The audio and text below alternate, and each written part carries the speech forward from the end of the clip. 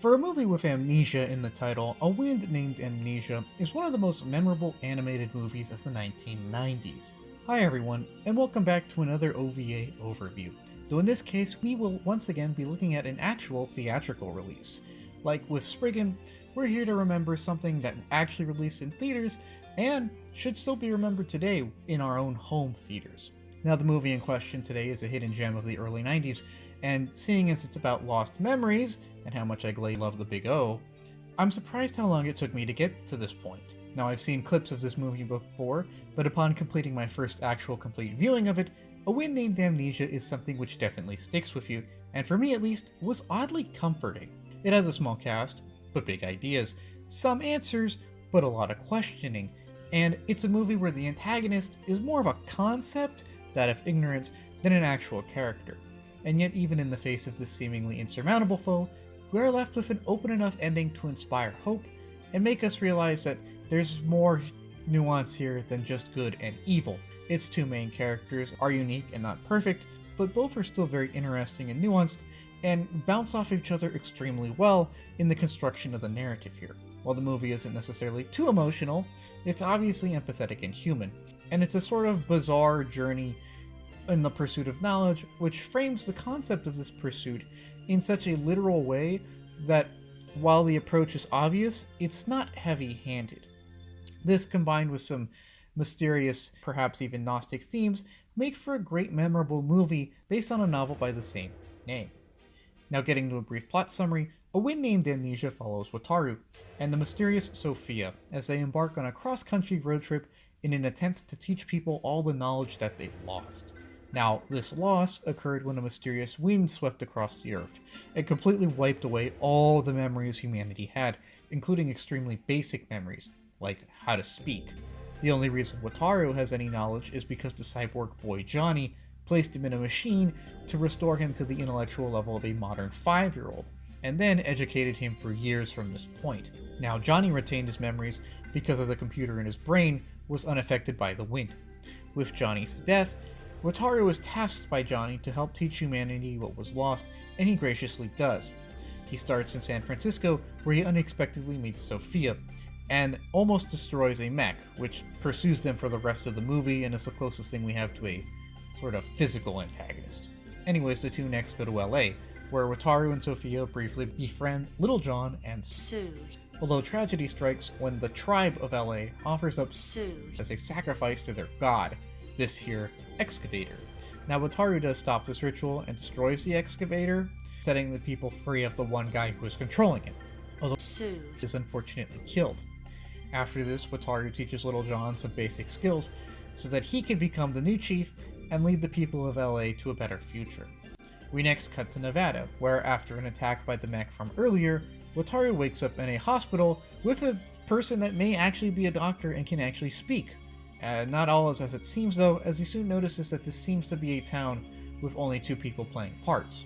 And it is, because in this secret dome city in the desert, only 2 people survived the chaos that came after the wind, and now are forced to live out everybody's memories while being cared for by the computer. Wataru refuses an invitation to join this easy life, realizing how artificial and stagnant it is, and Sophia congratulates him for this, as they almost get Lisa, one of the residents, to go with them, although she turns back as she cannot think of leaving her father behind. Finally, the pair do get to New York, where they seemingly separate, and Wataru engages the mech one last time. He destroys it for good, although is seemingly killed, only to be saved by Sophia's intervention. And then he fucks an alien. That's right, it turns out that the whole time, Sophia was actually a member of an alien species that caused the wind because it feared man's destructive potential once it had developed nuclear weapons and spaceflight. As part of a sort of evaluation committee, Sophia decided to go to Earth and really see if this was the right decision, and her experiences with Wataru convinced her that she should put in a good word for humanity and perhaps its potential. She seems to regret the use of the wind and openly questions whether or not to restore humanity's memories or leave them to evolve all over again, although the ending seems to imply that Wataru and his quest inspired and impressed her enough that she will report favorably on humanity to her people. With Sophia's departure to the giant orb, Wataru then remembers Johnny and his quest, remarking that he still has a lot of work to do as he walks off into the sunset to continue it. A Wind Named Amnesia is a masterful pseudo-Gnostic epistemology narrative in that it approaches this narrative structure from an unexplored angle. Now, quick notes on the words I use here. While the series has obvious Gnostic themes that we will talk on, to avoid the religious connotations of the word, and frankly to avoid misusing it, I think it's more accurate to call this an epistemic story, that is, a story about the pursuit of knowledge. Where these kinds of stories usually rely on a protagonist using their reasoning and intelligence to elevate themselves and pursue some kind of hidden or super advanced or esoteric knowledge, here the opposite is true. Instead, Wataru struggles to even implant basic knowledge like speaking to those around him. Instead of a character trying to raise their own ceiling here, we have one trying to raise the floor of everyone around him. And I love this approach because 1. It displays Wataru's compassion, something which is ultimately rewarded. 2. It makes this kind of narrative much more accessible if it's very obvious to us the knowledge that everyone's trying to access, and it's also very obvious why this knowledge is important. And 3, regardless of how simplistic one may think this approach is, it still stays very true to the idea that the pursuit of knowledge is extremely important in and of itself. Now, expanding on those points, for starters, Wataru's quest is obviously meant for others and not himself, and the great pains he takes to carry it out, as well as his general compassion and great enthusiasm for his task, establish the benevolence at his core. He wants to be a Prometheus of sorts, and while he does fail at this, it's still an inspiring and genuinely well-intentioned goal and task, and this is what gets Sophia to see if she can undo the winds. The point is not that Wataru fails, but that he still made noble efforts, and that these were, indirectly, probably or possibly successful in the end, proving that the pursuit of noble goals is something that should be undertaken, even if those goals are not always fully met. Secondly, the setup here makes the idea of pursuing knowledge much more accessible. One of the issues when writing works of fiction with epistemic themes, epistemic meaning the pursuit of knowledge, is that sometimes they lack accessibility due to the nature of pursuing hidden, complex, advanced, or esoteric knowledge. Like, what does that even mean to be advanced in this case? What does it even mean to be esoteric or mysterious? How can something be mysterious if you're going to tell us what that means? As such, when writing this kind of fiction, it's very important to walk a fine line between expositioning enough to make sense to the audience, but not to the point of undoing the mystique of this quote-unquote hidden wisdom. Oftentimes it's hard to walk this line, and what this means is that at some point, a lot of stories attempting a sort of Gnostic or epistemic angle, well, to some extent just boil down to generic themes like, the answers were inside the whole time, and self-improvement is important. And while I do of course agree with these statements, it's obvious to us that these are just kind of blanket statements and not the actual super secret hidden knowledge that this kind of narrative may usually try to hint at. Even Ergo Proxy, what I would consider a masterpiece of these kind of works, exhibits this to some extent, as its core it becomes a story about self-improvement and looking within oneself. But A Wind Named Amnesia does not. And that's because instead of searching for a mysterious, great esoteric wisdom or cosmic truth, something that may or may not be subjective, note you, Wataru is instead trying to spread something that is obviously very important and very good and very material oftentimes, and that is basic life and communication skills. Like a good episode of Columbo, we start already knowing a lot of the stuff here, and instead of watering down the plot, it makes it more captivating because we already know how important everything is and how it fits together. With the story structured this way, there's no real room for doubt or questioning, and it feels much less subjective. It also makes the story a lot easier to follow, as instead of trying to wrap our heads around lofty philosophic, scientific, or psychological ideas, we just have to look at the screen and go, yeah, being able to talk might help in this situation. The ideas don't risk getting in the way of the narrative flow when they're so obvious and simple, and there's no room for us to dismiss any of these concepts as pretentious or metaphysical, when again they're very visceral and evidently important to our daily lives. It's extremely grounded, is what I'm saying. Now this of course may lead to the criticism that this approach, and the movie as a whole, might be a tad simplistic, that they may be dumbed down and lack big brain ideas. But while I suppose one could possibly view this as baby's first epistemic epic, I don't see a problem with simplicity, and even though the approach is simple, the amount of questioning done here and the amount of exploration on just the idea of knowledge and its importance is still complex enough to generate genuine questioning and thought within the audience. Yes, the skills that the movie preaches are simple, and the narrative structure in and of itself is somewhat linear, but it stays true to the idea that the pursuit of knowledge is essential to growth, and so I consider it extremely honest and effective. In fact, I'm going to admit, when I watched Ergo Proxy the first 3 or 4 times, I didn't understand half the words in some of the scenes, and scenes like that are less effective than just me looking at Johnny teach Wataru how to read and remember, like, hey, reading's important. It's a good skill to have. Both scenes testified to the importance of seeking knowledge, but one is simply much more effective at first because it's so simple. In addition, this doesn't take away the audience's ability to question or explore ideas about how to convey knowledge or how to spread knowledge. In fact, by making these themes so much more accessible, I think it actually promotes the audience to explore these things in their own terms, and thus promotes their own growth and pursuit of knowledge in a sort of meta sense. Yet even as an epistemic epic that testifies to the pursuit of ration and learning, A Wind Named Amnesia tempers this with a good faith attempt to approach humanity. Another flaw that these narratives sometimes have is that in their pursuit of ideas, they might feel a little distant or inhuman. However, while most everyone here is reduced to a caveman, the movie still always gives people the benefit of the doubt and stresses that just as ration and learning can disprove certain superstitions or biases, they can also be used to inform the importance of respect and unbiased appraisals of people and their situations. For example, while Sophia may first seem extremely cold because of how she voluntarily allows human sacrifice, she only does this out of consideration for the native religion. Now, we could consider this barbaric because, well, it is human sacrifice. However, she's simply trying to adapt to the culture which she's currently lodging with. Now, while Wataru does expose this particular religion as a sham, it's clear that Sophia recognizes the power of belief, whether or not it is a belief in something we can objectively prove, and even as a powerful alien, seems to acknowledge some kind of higher esoteric power. She doesn't hold ignorance against the people, and the movie doesn't either, and this is something very important if it wants to inspire them to learn and doesn't want to seem as though it's just looking down upon them. Another great example of this is when Lisa backs out of joining Wataru at the last moment, and Sophia proclaims that it's okay, because Lisa stayed in the computer city of her own free will.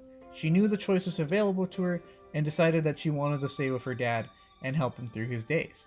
She isn't mad at Lisa for throwing away her chance at quote-unquote freedom, and she doesn't think she's stupid for doing this, because she clearly understands that Lisa understood that she had a choice and simply took this one. And she respects that. And she respects Wataru, even if his quest may not seem initially successful.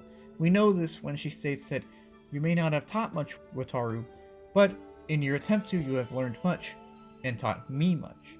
And the movie respects us and our cognitive abilities.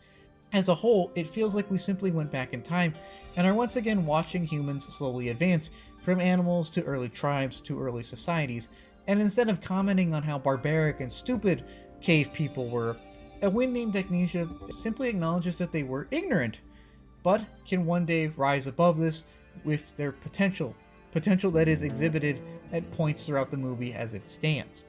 It creates a mysterious and enveloping and bizarrely cathartic tone where the central focus is humanity, stripped of everything that could possibly cloud our perception of it. No technology, no society, just people living in the moment, evolving on our own. And it asks, what is a human without any of these? And while not quite answering this question, it still affords humanity some level of dignity and respect. And that gets us into a discussion about the actual Gnostic themes here. Now, since the aliens do not consider themselves God or creators, and Wataru doesn't express this concept of dualism, I want to say that the movie isn't actually technically Gnostic, but regardless, the themes are still apparent, and I feel like someone would bring this up if I did it. In line with quote Gnostic thoughts, there's layers to everything here, as well as proposed possible deities and an implied vague actual true God. On a surface level, there are the simple religions of the tribal people of Earth, often based in ignorance or fear. For example, The people here think that this excavator is a god simply because they know it's powerful, and they don't know what it is. But then above them are the aliens, who with their great power could be said to have godlike powers. But even they seem to have some kind of reverence for an actual creator, implying that the aliens themselves are not atheists, that there is something above them, something unseen but real, eventually vindicating the theme of questioning. It's important to note that while this movie and its aliens do kind of embody Arthur C. Clarke's quote of any sufficiently advanced technology being indistinguishable from magic, the aliens, the wielder of this technology, do still seem to have some kind of respect for the idea of religion and perhaps their own concept of God. This is in line with the important note that while Wataru does disdain superstition, which makes sense considering it includes human sacrifice in this context, the movie itself does not dismiss religion. In fact, it kind of goes out of its way to say that religion is powerful, regardless of how objectively true we may think it may be, and that it should be respected for this reason, as it is an important aspect and pillar of cultural and societal development, regardless of how one feels about it. And this is shown by Sophia, who understands the power of beliefs, true or not, and seems to defend the concepts of religion and God to some extent. In addition, I want to point out that the name Sophia literally means wisdom or knowledge, which is being pursued in this movie. Overall, I found the movie's approach to the concept of God to be bizarrely reverent and uplifting, like the rest of the film. Quickly touching on the technicals of the film, I didn't forget, A Wind Named Amnesia is a beautiful early 90s work where we can kind of still see a little bit of the transition from the more linear stuff of the 1980s, which, while almost complete here, still isn't quite, affording us a nice view into what came before it and what would come after it. It's simply beautiful, and there's a lot of great flowing motion with a lot of the stuff animated by the wind itself, whether it be the alien's wind or natural earth wind. Take, for example, a lot of scenes with Sophia's hair. It's simply a beautiful film, and I don't really think I need to say much more than that, because it's pretty obvious from just watching it. I mean, of course, like with any animated movie, there are a few frames that aren't the most detailed, but overall the quality is well done, and it looks great. Now, the audio isn't as striking, but it's still good, and I want to say that the OST does a subtle but good job carrying the movie as a whole. In addition, the weakest part of the audio, the sometimes mid-dub, is oddly fitting, seeing as how Wataru himself barely relearned language. Like, I understand that I don't think the voice actor was directed to kind of sound awkward and clunky at points, but it's very natural in the in-universe context of the movie. Which finally gets us to a few character notes, namely just some notes on Wataru and Sophia, who work off of each other very well and form a sort of questioning pair whose dialogue excellently explores a lot of the topics here. Wataru is often the driver of these discussions, and Sophia the backstop, questioning Wataru's quest and his motives and ideas, not to delegitimize them, but to get him to openly reflect on everything and grow along the way. This also starts to create a growing admiration of Wataru within Sophia's heart, and she grows to respect and care for both him and his quest. Wataru serves as pathos, that is, the emotional heart here, whose great curiosity and passion for his quest drive him and his hopes to teach others. Sophia serves as the logos, often voicing her observations as objectively as possible, and interfering only when Wataru's life is in danger, although her implied feelings for Wataru serve as a secondary reason for saving him on occasion. Together, they forge a sort of ethos, or ethics, based upon Wataru's compassion and drive, and Sophia's rational assessment that evil often arises from ignorance and not malignance. It is, in turn, this new set of ethical thinking that convinces Sophia to try and persuade her people to undo the wind. Now, it may be odd to talk about these characters in such a distant way, but while they are very well characterized and have many fun human moments, to me at least, they embody their respective roles very well, and they do a great job of it, showing how all three, emotions, logic, and ethics, are essential to humanity, and how by combining these three together, we can greatly advance humanity. How ethics often lie at the crossroads of logic and emotion in an attempt to answer what is best for people. And this movie is probably one of the best animated movies of 1993 at least. For while it is a post-apocalyptic movie where only a few people can even talk, it is still a bizarrely uplifting and optimistic film. It's something which has some great thematic explorations, all the while keeping them quite accessible for all audiences. It's something which gets us to think without pretending that it thinks more than we do. And ironically enough, it's an unforgettable, obscure anime memory.